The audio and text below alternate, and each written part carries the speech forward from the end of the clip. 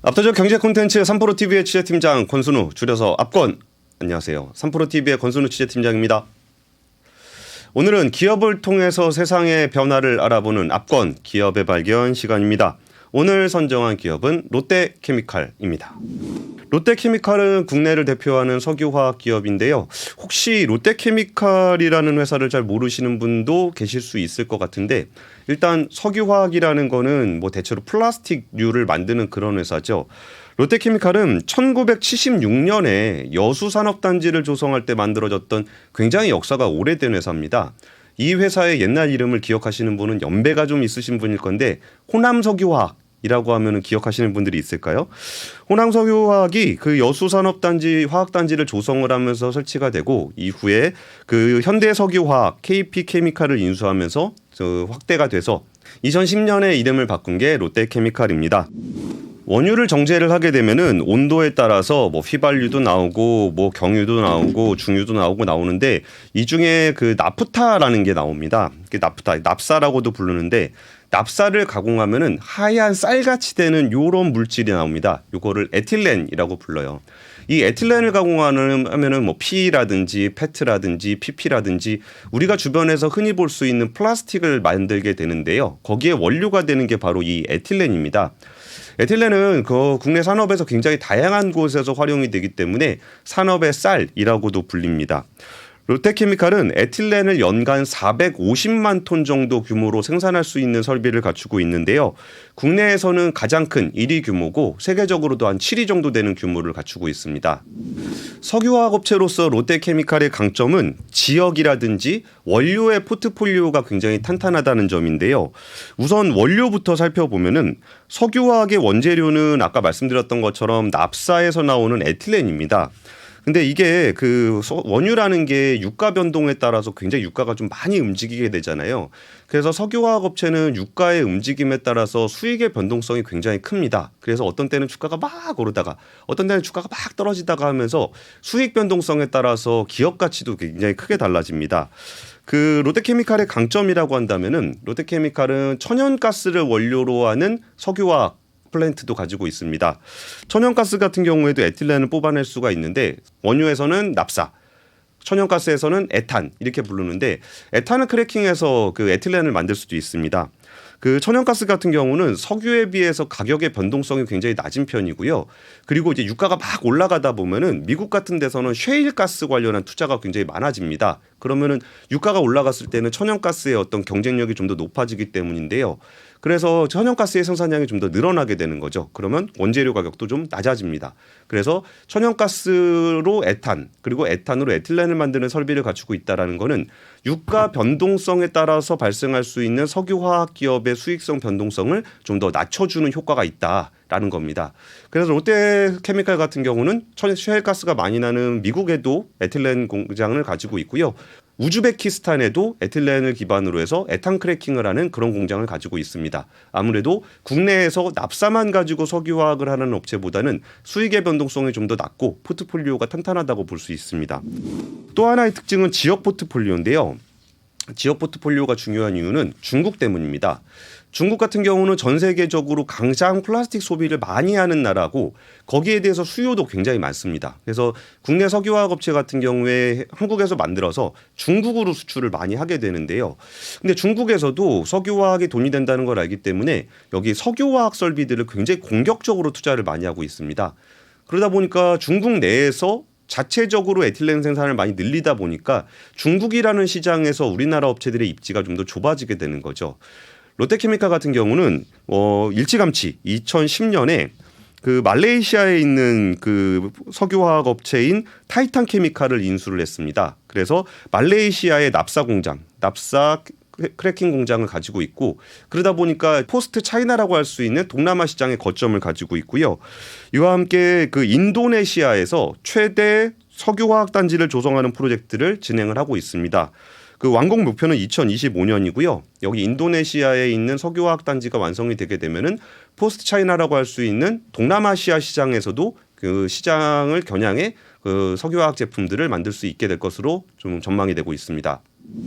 우리 삶의 필수적인 플라스틱을 만들고 있는 석유화학 업체들 같은 경우에는 굉장히 좀 수익성도 좋고 성숙된 산업이긴 한데 고민이 좀 있습니다. 어떤 고민이냐면 플라스틱 폐기물 관련한 고민이 있고 기후위기 대응한 문제도 고민이 되고 있습니다. 플라스틱 같은 경우는 이제 석유 제품들, 화석연료를 기반으로 만들어지기 때문에 이산화탄소 배출량이 꽤 많은 편입니다. 여기에 더해서 플라스틱 같은 경우는 한번 썩는데 100년 이상 걸리기 때문에 이 폐기물을 어떻게 처리해야 되는지에 대한 고민도 있습니다. 이거는 석유화학이 가지고 있는 그 앞단의 원재료와 관련된 부분이고 만들어진 최종 결과물인 플라스틱 폐기물과 관련한 문제이기 때문에 석유화학 산업이 가지고 있는 매우 본질적인 문제라고 할 수 있습니다. 롯데케미칼 같은 경우도 이런 과제에 직면해 있고 앞으로 이 패러다임 전환에 대응하기 위해 세 가지 전환점인 포인트를 가지고 있습니다. 이 세 가지 비전을 설명을 드리면 첫 번째는 수소 에너지, 두 번째는 배터리 소재, 세 번째는 플라스틱 재활용입니다. 하나하나 상세하게 살펴보도록 하겠습니다. 우선 수소를 살펴보면은 수소 산업을 바라볼 때 기존 산업과 얼마나 시너지를 낼 수 있느냐도 굉장히 눈여겨봐야 되는 측면이 있어요. 그러니까 수소 산업을 큰 틀에서 보면은 수소를 생산하고 유통하고 사용하는 요 세 가지 생태계를 가지고 있다라고 볼 수 있을 것 같은데요. 일단 수소를 생산하는 방식에는 그레이 수소, 블루 수소, 그린 수소가 있습니다. 일단 이산화탄소 배출이 전혀 없는 그린 수소가 가장 친환경적이긴 합니다. 그런데 그린 수소를 만들려면 재생에너지 기반이 탄탄해야 되기 때문에 아직까지 재생에너지가 풍부하지 않은 상황에서는 바로 그린 수소로 전환을 하기가 굉장히 힘듭니다. 그래서 이제 그레이 수소 같은 경우는 이제 화석연료에서 수소를 추출하기 때문에 이산화탄소가 배출된다라는 단점이 있습니다. 다만 비용이 저렴하기 때문에 지금 당장 사용할 수 있다라는 강점도 있죠. 롯데케미칼 같은 경우는 여수라든지 대산이나 울산에 석유화학 단지를 가지고 있어요. 근데 그 석유화학 단지는 그 석유 제품을 가지고 납사를 뽑아내고 하는 과정에서 자연스럽게 수소가 발생을 합니다. 이거를 우리는 부생수소라고 부르는데요. 그 롯데케미칼 같은 경우는 이미 석유화학 공정에서 부생수소를 생산하고 있기 때문에 이 부생수소를 활용해서 바로 수소 산업을 할 수가 있는 상황입니다. 그래서 롯데케미칼은 SK가스라든지 에어리퀴드 코리아와 함께 롯데 SK 에너루트라는 합작사를 만들었습니다. 이 합작사는 어떤 일을 하냐면은 석유화학 공장에서 나오는 부수적으로 나오는 그 부생수소를 활용해서 그 연료전지 발전소 전기를 만드는 그런 사업들을 추진하고 있습니다. 일단 롯데케미칼 울산 공장에 연료전지 발전소를 설립을 하고 여기다가 그 부생수소를 활용해서 12만 가구가 1년 동안 사용할 수 있는 전력을 생산하는 프로젝트를 현재 울산 공장 부지에서 진행을 하고 있습니다. 그리고 전국의 주요 거점에 수소 충전소를 설치를 해서 부생수소를 수소 충전소에 공급을 하고 거기서 수소차에다가 수소를 판매하는 그런 사업도 추진을 하고 있습니다. 블루수소 같은 경우는 그레이 수소를 만들었을 때 아까 이산화탄소가 배출이 된다 그랬잖아요. 블루수소는 그렇게 발생한 이산화탄소를 포집해서 가두는 겁니다. 그러면 이산화탄소가 공기 중으로 퍼지지 않기 때문에 그레이 수소보다는 청정수소라고 해서 블루수소라고 부릅니다. 근데 여기서 이제 블루수소를 만들 때 가장 중요한 기술은 공기 중으로 나갈 수 있는 이산화탄소를 포집하는 건데요. 롯데케미칼은 국책과제에 참여를 해서 이산화탄소를 포집하는 기술을 개발하고 있습니다. 그러면 여기서 이산화탄소 포집하는 기술이 개발되게 되면은 기존에 하고 있던 그레이 수소 설비에다가 거기에 이산화탄소를 포집할 수 있는 기술을 적용해서 블루수소를 만들게 되는 거죠. 세 번째는 그린 수소입니다. 결국 우리가 수소를 사용하려고 하면은 이산화탄소가 배출이 없는 그린 수소를 사용을 해야 되는데요. 이 분야에 대해서는 암모니아에 좀 주목을 하고 있습니다. 그러니까 그린 수소가 아까 말씀드렸던 것처럼 재생에너지를 기반으로 하는데 국내에는 재생에너지 여건이 그렇게 좋지 않습니다. 뭐 태양광이 그렇게 좋은 동네도 아니고 뭐 바람이 엄청나게 불지도 않기 때문에 결국은 그린 수소로 전환을 했을 때 해외의 재생에너지 여건이 좋은 곳에서 수전해를 통해 만들어진 수소를 수입해 와야 된다는 거죠. 근데 수소를 수입하려면 비용이 많이 들기 때문에 여기에 질소를 붙인 암모니아를 수입하는 것이 유력한 대안으로 꼽히고 있습니다. 암모니아 같은 경우는 영하 30도 정도면 운반을 할 수 있고 암모니아는 현재 활용하고 있는 물질이기 때문에 기존 인프라를 다 활용할 수 있다라는 강점이 있습니다. 그리고 롯데케미칼 같은 경우에는 그룹 계열사 내에서 암모니아를 전환하고 암모니아를 활용하는 플랜트들을 이미 갖추고 있습니다. 그래서 암모니아를 활용해서 좀 관련한 기술들을 가지고 있고 거기에 플랜트가 있는 데다가 그럼 여기에 더해서 이제 그린 수소, 그린 암모니아를 활용할 수 있는 기술이 더해진다면 이제 그린 수소 프로젝트를 할 수 있게 되는 거죠. 롯데케미칼은 일본의 스미트모 상사와 함께 호주와 칠레 등 재생에너지가 많은 곳에서 그린 수소를 생산하고 여기서 암모니아로 변환을 한 다음에 이제 운송 터미널도 필요하겠죠. 뭐 현지에도 운송 터미널이 필요할 거고 이거를 수입해오는 국내에도 운송 터미널이 필요할 거기 때문에 여기에 운송 터미널 관련한 프로젝트를 일본의 스미토모 상사와 함께 공동 투자를 하고 있습니다. 그러니까 수소 생산 분야를 종합해 보면은 2030년까지 총 120만 톤의 수소를 생산할 계획이고요. 그 60만 톤은 암모니아 형태로 수입을 해서 발전용으로 활용할 계획이고 45만 톤은 국내에서 생산해서 연료전지 발전에 활용하고 15만 톤은 수송용, 아까 수소차 같은 수송용으로 공급하는 수소 산업을 계획하고 있습니다. 여기에 더해서 수소 탱크 관련한 사업들을 하고 있는데요. 국내 최초로 일체형 플라스틱 라이너 수소 탱크 기술을 확보하고 있고요. 연간 50만 개 정도의 수소 탱크를 생산하는 채비를 갖추고 있습니다. 그러니까 롯데그룹은 다들 아시다시피 유통업이 굉장히 발전해 있잖아요. 그러면 이제 롯데 글로벌로지스 같은 물류자 회사들도 있습니다. 그런 물류자 회사들은 트럭을 굉장히 많이 가지고 있는데 그 트럭을 수소 트럭으로 바꾸게 된다면 롯데케미칼에서 수소를 만들고 충전소 운용을 할 때 뭐 그 물류회사인 롯데글로벌로지스가 운용하는 수소 트럭에다가 공급을 하게 되면은 이거를 수소의 생산과 유통, 사용까지 수소 생태계 전반의 수소 산업을 수행할 수 있게 되는 겁니다. 다음은 2차 전지 소재 산업에 대해서 알아보도록 하겠습니다. 2차 전지 소재 산업의 발전 가능성에 대해서는 제가 굳이 설명드리지 않아도 될 것 같고요. 롯데케미칼이 추진하고 있는 배터리 소재는 크게 4가지입니다. 하나는 동박, 두 번째는 알루미늄박, 세 번째는 분리막 소재, 네 번째는 전해액에 들어가는 유기용매입니다. 하나하나 살펴보도록 하겠습니다. 일단 그 양극, 배터리의 양극과 음극이 이렇게 있다 그러면은 양극은 얇은 알루미늄 박 위에다가 리튬에 니켈, 코발트, 망간이 있는 양극재를 올려서 만들어집니다. 그럼 거기에 들어가는 게 얇은 알루미늄 박이 들어간다라고 말씀을 드렸잖아요. 알루미늄 박은 롯데그룹 계열의 롯데 알루미늄이 알루미늄 박을 만들고 있는데요. 1966년부터 포장재라든지 껌종이에 들어가는 얇은 알루미늄 박을 롯데 알루미늄이 만들어 왔습니다. 롯데케미칼은 롯데 알루미늄과 함께 2020년 아산 1공장을 증설을 해서 양극박 생산 라인을 구축을 했습니다. 이게 알루미늄 박을 만들던 롯데 알루미늄이 포장재를 중심으로 한다 그러면 해당 기술과 2차 전지 소재 기술을 접목한 양극박을 만드는 라인을 2020년에 구축을 한 거죠. 그리고 현재 헝가리에 가면은 터터바녀 산업단지에 18,000톤 규모의 양극박, 알루미늄 박을 만드는 공장이 있습니다. 여기에 더해서 추가로 18,000톤 규모로 증설을 통해서 이쪽 헝가리 공장에서 약 36,000톤 규모의 알루미늄 박 공장을 만들고 있습니다. 그리고 양극박 분야는 미국에서도 좀 진행이 되고 있는데요. 그 인플레이션 감축 법안에서 세제 혜택을 받으려면은 미국에 생산 기지가 있어야 됩니다. 그리고 배터리 소재에서도 일정 비율 이상 미국 내에서 생산하는 경우에 세제 혜택을 받을 수 있는데요. 그러다 보니까 미국 내에 생산 기지를 가지고 있는 게 굉장히 중요합니다. 그래서 롯데케미칼과 롯데 알루미늄은 USA, 미국에다가 합작법인을 설립을 했습니다. 그리고 미국에는 현재 그 양극박 공장이 전혀 없거든요. 그 미국 현지 최초로 양극박 생산 공장을 36,000톤 규모로 만들고 있습니다. 그러면은 미국에서 세제 혜택을 받기 위해서 양극박을 공급받으려고 한다면 롯데케미칼과 롯데 알루미늄이 합작해서 만든 미국 법인에서 공급을 받게 되겠죠. 2030년까지 글로벌 양극박 14만 톤 생산 체제를 구축하는 것을 목표로 하고 있습니다. 양극의 반대편 음극에 들어가는 음극박은 구리로 만듭니다. 이른바 동박이라고 말을 하는데요. 동박 분야의 국내 1위 업체는 일진 머티리얼즈입니다. 그 롯데케미칼은 2조 7천억 원을 들여서 그 일진 머티리얼즈 인수를 추진을 하고 있는데요. 일진 머티리얼즈는 한국과 말레이시아에 6만 톤 규모의 생산 시설을 갖추고 있습니다. 그리고 향후 말레이시아, 스페인, 미국의 거점을 만들어서 2027년까지 약 23만 톤 규모의 공장을 건설하고 있습니다.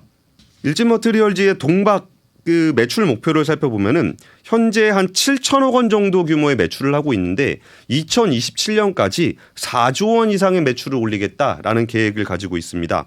롯데케미칼은 이번에 일진머티리얼즈 인수를 통해서 동박 사업에서 국내 1위를 넘어 글로벌 1위로 성장시키고자 하는 비전을 가지고 있고요. 여기에 대해서 굉장히 강한 의지와 글로벌 역량을 가지고 있다는 게 강점이라고 할 수 있습니다. 그리고 2차 전지 같은 경우는 양극과 음극이 서로 만나게 되면 불이 납니다. 배터리 같은 경우는 불이 나면은 이거를 진화하기가 굉장히 어렵기 때문에 안전을 위해서 굉장히 중요한 소재 중에 하나가 이 분리막인데요. 분리막은 그 중간에 들어가는 소재가 PE 소재가 들어갑니다. 근데 아까 롯데케미칼이 석유화학 제품을 만들고 그중에 에틸렌이 좀 그 국내 1위라고 말씀을 드렸잖아요. 여기 들어가는 PE 소재를 지금 롯데케미칼이 만들고 있는데 연 7천 톤 가량을 생산을 좀 하고 있습니다. 근데 이거를 2025년까지 5만 톤으로 확대를 하고 2030년까지 10만 톤까지 확대하는 계획을 가지고 있습니다. 또 전해액에는 전해액이라는 거는 이제 리튬 이온이 잘 왔다 갔다 하면서 좀 전력을 저장하고 이거를 방출하고 이걸 잘하려면 리튬 이온이 잘 왔다 갔다 해야 되는데 여기에 들어가는 부분들이 요 부분에 들어가는 부분들이 전해액입니다. 근데 전해액을 직접 만드는 건 아니고요. 전해액 원가의 한 30% 정도는 여기에 첨가제로 들어가는 유기용매가 원가의 30%를 차지할 정도로 굉장히 중요합니다.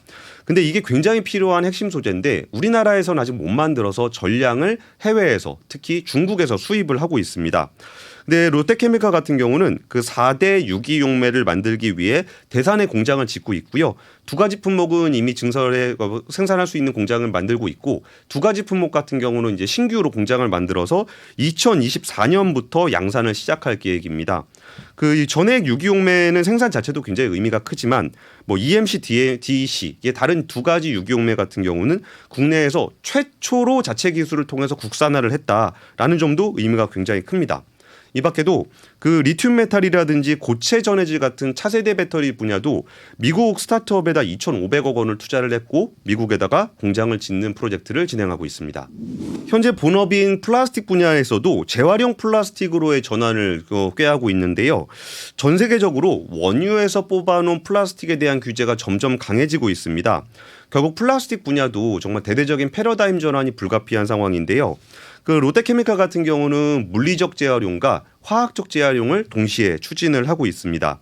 물리적 재활용 같은 경우는 기존의 플라스틱 원료, 아까 말씀드렸던 에틸렌으로 만들어진 PEPP 같은 재료를 넣고 그리고 재활용 플라스틱 거기다가 원래 한번 사용했던 플라스틱을 세척하고 파쇄하고 가공을 해서 만들어놓은 재활용 원료를 얼마나 적절한 비중으로 잘 섞느냐가 되게 중요한 기술이거든요. 이거를 컴파운딩 기술이라고 하는데 롯데케미칼 같은 경우는 그 석유화학 기술을 이미 가지고 있기 때문에 이 분야에 대한 기술을 이미 확보를 하고 있습니다. 그래서 이 부분은 물리적 재활용을 할 수 있는 상황이고요. 여기에 더해서 또 이제 플라스틱 재활용에서 굉장히 중요한 포인트 중에 하나가 폐 플라스틱을 얼마나 잘 수거 선별해서 이걸 확보할 수 있느냐 이 부분도 굉장히 중요한데요. 이게 그 전 세계적으로 그 플라스틱 사업을 석유화학 사업을 하고 있기 때문에 글로벌 거점에서 30개 이상의 업체로부터 연간으로 공급을 받는 그런 공급 계약을 체결을 했습니다. 이와 더불어서 2025년까지 헝가리, 중국, 베트남 같이 현재 지금 석유화학 설비가 나가 있는 그 현지에서 주요 거점에서 재활용 플라스틱, 폐플라스틱을 받고 여기서 물리적 재활용을 하고 그러면 기존에 만들어내는 원료와 재활용해서 만들어낸 원료를 컴파운딩해서 물리적 재활용을 하는 그런 프로젝트들을 하고 있습니다. 그래서 재활용 원재료를 현지에서 100% 수직 계열화를 하는 것을 목표로 하고 있고요.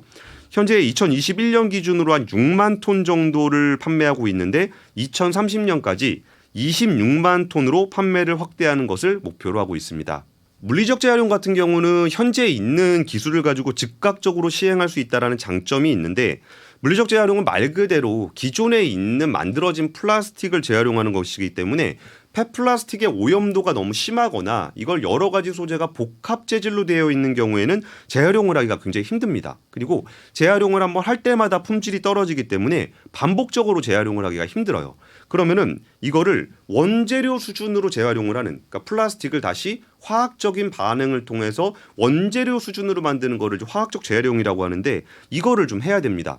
화학적 재활용은 이제 신제품과 같은 수준으로 재생을 할 수 있다는 장점은 있는데 투자비도 굉장히 많이 들고 공정도 좀 복잡하고 기술적으로도 좀 어려운 측면이 있습니다. 그래서 현재로서는 화학적 재활용을 대규모로 하고 있는 곳이 별로 없는데요. 롯데케미칼은 다양한 플라스틱 중에서 요즘 많이 사용하고 있는 PET, 페트를 화학적 재활용을 해서 원료화를 하는 사업을 좀 추진을 하고 있습니다. 지금 한 1,000억 원 정도를 투자를 해서 2024년까지 국내에서는 최초로 해중압 설비를 갖춰서 플라스틱 재활용 공장을 만들 계획인데요. 이게 현재 울산의 PET 공장, PET를 만들고 있는 울산 공장이 있는데 여기서 100% 화학적 재활용 공장, 기존에 사용하는 거를 그 양만큼 100%를 PET를 화학적으로 재활용하는 그런 공장으로 전환하는 것을 목표로 진행을 하고 있습니다. 이러한 변신을 통해서 ESG적인 측면뿐 아니라 재활용 플라스틱 분야에서도 글로벌 선두 기업으로 나아가 보겠다라는 계획을 가지고 변화를 추진하고 있습니다. 최종적으로 한번 다시 정리를 해보겠습니다. 2030년을 목표로 청정수소는 120만 톤을 생산하고 매출을 5조 원 달성할 계획입니다. 배터리 소재 분야에서는 매출을 7조 원 정도, 아까 4대 소재, 양극박, 음극박, 분리막 소재, 유기용매 이 부분에서 매출을 7조 원을 달성할 계획이고요. 플라스틱 재활용을 통해서는 매출 2조 원을 달성할 계획입니다. 그러면 기존의 석유화학 사업하고 합쳐서 현재 한 18조 원 정도 매출을 일으키고 있는데 2030년까지 매출을 50조 원을 달성해 보겠다. 약 3배 정도로 매출을 늘리겠다라는 게 2030년의 매출 목표고요. 그럼 이걸 통해서 주가는 얼마나 올릴 것이냐, 기업 가치는 얼마나 올릴 것이냐라고 한다면은 사실 그 주가 목표를 특정 연도의 주가 목표를 제시하는 기업이 많지는 않아요. 이게 사실 그 2030년의 주가 목표라는 게 아주 시간이 좀 있고 이제 사업의 변화가 많기 때문에 여기서 목표 주가를 제시한다는 게 뭐 애널리스트의 목표 주가라고 할 수는 없겠지만 이거를 이제 특정한 어떤 주주들이 기대할 수 있는 사업의 목표를 가시적으로 보여준다는 측면에서 좀 의미가 있는 것 같고요. 또 이제 경영을 하는 입장에서 주주들이 가장 많이 신경 쓰는 기업 가치, 주가 목표를 타겟으로 한다는 것도 굉장히 인상적입니다. 그러면 주가 목표가 얼마냐라고 한다면은 2021년 기준으로 한 시가총액이 7조 4천억 원. 이게 현재 기준으로 조금 떨어져서 한 6조 3천억 정도 되는데 2030년까지 시가총액을 50조 원으로 올리겠다라고 한다면 뭐 7조 4천억 기준으로는 한 7배 정도, 한 700% 정도 주가를 올리겠다라는 계획을 가지고 있습니다. 아까 말씀드렸던 매출 목표는 그렇게까지 되지 않는데 어떻게 시가총액을 700%나 올릴 수 있을까라고 한다면 그 현재 석유화학 산업 같은 경우는 성숙 산업이기 때문에 그 기업 가치는 시가총액을 만들 때 순익 곱하기 멀티플, 뭐 이른바 PER 이런 식으로 계산을 하잖아요. 근데 성숙산업 같은 경우는 앞으로 사업의 확장성이 크지 않기 때문에 그 멀티플을 높게 적용을 안 합니다. 그러니까 범용화학사, 석유화학 사업 같은 경우는 PBR을 멀티플로 할 때 1배 정도 대접을 받는다는 거죠. 근데 아까 설명드렸던 것처럼 수소라든지 아니면 배터리 소재라든지 그 재활용 플라스틱 같은 경우는 현재 있는 산업이 아니라 앞으로 훨씬 더 시장을 확장해야 되는 사업이기 때문에 똑같은 실적을 기록하더라도 멀티플이 훨씬 높습니다. 그래서 고부가 제품과 그린 사업을 통해서 매출 30조의 PER을 3배, PBR을 3배 정도 멀티플을 높여서 목표는 시가총액 50조, 현재보다 주가를 7배 이상 높여보겠다라는 계획을 가지고 있고요. 여기서 기업이 실적이 좋다고만 해서 주가가 올라가는 건 아니잖아요. 그러다 보니까 여기다가 이제 배당 성향을 30%, 당기 순이익의 30%를 배당을 하고 그리고 배당을 1년에 한 번만 주는 게 아니라 중간 배당을 또 실시하고 거기에다 더해서 3년간 총 3천억 원 규모의 자사주 매입을 통해서 이런 식의 주주 환원 그리고 주주 가치 제고 활동을 통해서 전체적인 기업 가치 시가총액을 높여보겠다라는 계획을 가지고 있습니다. 어떠세요? 현재 가격에서 주가가 8배가 오른다라고 한다면 굉장히 가슴 설레는 계획이긴 한데 과연 달성이 가능할까라는 부분들도 의아할 수도 있습니다. 그래서 제가 앞서 설명드렸던 어떤 그 롯데케미칼의 신규 비즈니스들, 뭐 수소 산업, 2차 전지 소재 산업, 재활용 플라스틱 산업이 과연 롯데케미칼의 기업 가치를 8배까지 올릴 수 있을지 한번 눈여겨보시면 굉장히 흥미로운 포인트가 되지 않을까 싶어요. 이렇게 대규모 포트폴리오 변경을 하려 그러면은 이게 신규 투자가 필요합니다. 아까 설명드렸던 일진 머티리얼즈 인수만 하더라도 인수 자금이 한 2조 7천억 원 정도가 필요하거든요. 그래서 이 자금 문제를 쉽지 않을 수가 없어서 이 부분도 좀 짚어보려고 하는데요. 최근에는 그 계열사인 롯데건설이 이제 건설사들이 어떤 PF 문제가 생기면서 자금 사정이 여의치 않아서 모회사인 롯데케미칼이 자금을 대여해주면서 좀 자금 부담이 좀 생겼습니다. 그래서 이 부분을 어떻게 해소해 나갈 것인지도 굉장히 중요한 과제인데요. 일단 롯데케미칼은 유상증자를 진행을 해서 1조 1천억 원을 조달을 하려고 하고 있습니다. 그중에 그 지분 취득 금액에 1등 머티리얼 인수자금을 한 6천억 원 정도 사용할 계획이고요. 운영자금으로 한 5천억 정도를 사용할 계획을 가지고 있습니다. 그럼 여기서 유상증자가 성공적으로 될 수 있을지도 굉장히 중요한 포인트인데 여기서 일반 주주들의 비중이 한 45% 정도 되고요. 나머지 55%는 롯데그룹의 계열사들이 주식을 가지고 있습니다. 그러니까 이 증자에 참여하는 것들은 롯데그룹의 이제 계열사들이 되겠죠. 그래서 롯데 주주 같은 경우는 주주 배정 물량의 최대 120%를 인수를 하기로 했는데요. 지분율만큼 인수하는 것뿐만이 아니라 혹시나 일반 주주들이 여기서 그 유상증자 물량에 청약을 하지 않는다. 그러면 전체 물량의 플러스 20%를 롯데 지주가 참여를 하기로 했고요. 여기에 더해서 2대 주주인 롯데물산도 유상증자에 참여하겠다고 밝힘으로써 주주배정 유상증자 아까 1조 1천억 원을 조달하는 부분에 대해서는 특별히 문제는 없을 것이다 라고 좀 얘기를 하고 있습니다. 그 와중에 좀 더 신경 쓰이는 부분은 롯데건설이잖아요. 롯데건설이 이제 그 어떤 PF 부동산 PF 쪽에 자금 사정이 좀 안 좋다 보니까 롯데케미칼이 5천억 원 정도 자금 빌려준 게 있습니다. 그래서 이게 단기 자금이긴 한데 건설사가 자금이 없으면은 이게 뭐 금방 돈을 갚겠다라고는 했지만 이거 뭐 아유 형님 좀만 더 빌려주세요. 만기 좀 연장해 주세요. 뭐 할 수도 있는 거 아니냐라는 우려도 있는데요. 이게 원래 만기가 1월 18일이었고 이제 만기를 연장하는 거 아니냐는 우려가 일부 있는데 이게 1월 6일 날 오히려 18일이 아니라 1월 6일 날 그 뭐 조기 상환 5천억 원 대여금을 모두 상환을 했습니다. 그래서 롯데건설에다가 뭐 추가로 자금을 지원을 한다거나 혹시나 뭐 빌려준 돈을 못 받는다거나 그런 일은 지금 해소가 돼 있는 상황입니다. 롯데건설은 이 부분에 대해서 뭐 회사채라든지 기업어음을 발해서 발행을 했고 그리고 롯데케미칼에 빌렸던 돈은 전액 상환을 한 상황입니다. 사실 석유화학 산업이라는 게 우리가 일반적으로 플라스틱을 사용하고 있기는 하지만 보통 B2B로 진행이 되기 때문에 그러니까 우리가 체감할 수 있는 그런 산업군은 아닌 것 같아요. 근데 워낙 우리나라 경기에 민감하게 반응을 하고 우리가 사용하는 모든 곳에 플라스틱을 사용하고 있기 때문에 굉장히 중요한 기간 산업이기도 합니다.